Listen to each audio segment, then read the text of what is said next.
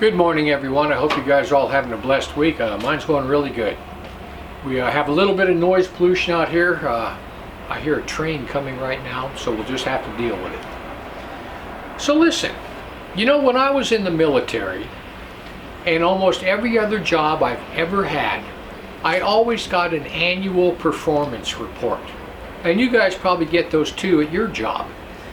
But normally, this annual performance report of how well you're doing your job, your annual raise and any promotion you're about to get is always tied to that report.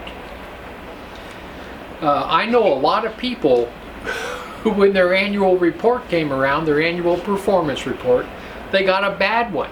And then they're all upset and they blame it on their boss because they got a bad performance report. Well, people, I have never in my life received a bad performance report. And the reason I haven't is whenever I worked any job, especially in the military, where I knew I was going to get one and I had so much writing on that report, all year long I talked to my supervisor. And I would just say, hey, how am I doing? Is there anything I need to improve on? And they would normally say, no man, you're doing great. Well, listen. If you ask your supervisor all the time, how am I doing? Well then, if he says you're doing great, come the end of the year, he can't give you a bad report because you've been asking him the whole time how you're doing. See how that kind of fits together?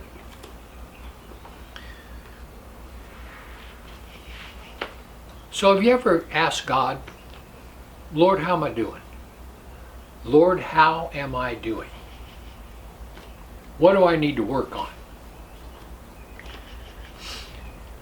To the believer, the born-again believer, it's never a question of salvation.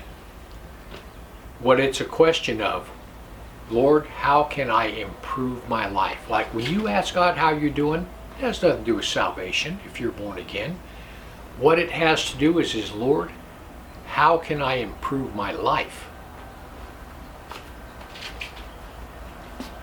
2 Corinthians 7:1 says, having therefore these promises, dearly beloved, let us cleanse ourselves from all filthiness of the flesh, perfecting holiness in the fear of God. People, listen. Anything you do to improve your spiritual walk with God lessens the chance of a demonic attack on you. So when you ask God, how am I doing? You're asking for yourself. Psalms 139:23 and 24 says, search me, O God, and know my heart. Try me and know my thoughts, and see if there is any wicked way in me, and lead me in the way everlasting. People, when you ask God for direction, He will always show you the corrections you need to make.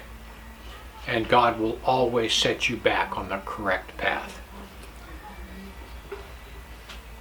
Isaiah 30:21, one of my favorite scriptures, says, and thy ears shall hear a word behind thee saying, this is the way, walk ye in it, when ye turn to the right hand, and when ye turn to the left. People's self-inspection, looking at your heart, looking at yourself, and then asking God, Lord, how am I doing? Self-inspection is course correction. We as humans, just like sheep, are always going astray. Any sheep left by itself will go astray. That's why they have those sheepdogs whipping around the herd of sheep, keeping them all in the bundle. Because if one of them strays off, that's who the wolf's looking for. 1 John 3:3, this is what he says. Every man that has this hope in him, that means every single born-again believer, every born-again believer purifies himself, even as he is pure. People, listen. When you're saved, you're saved. It's a done deal. but you still have to deal with satanic attacks.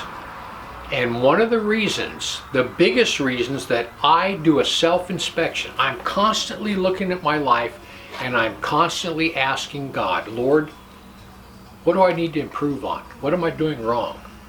You know, things haven't been going too well. What am I doing wrong? I always ask God that because I know that anything in my life that's not supposed to be there will always wind up bringing a demonic attack. So when you live according to God's will, you're the one who's blessed. Anyway, I just want to give you something to think about. Heaven or hell, you choose. Just remember, once you take your last breath, it's a done deal.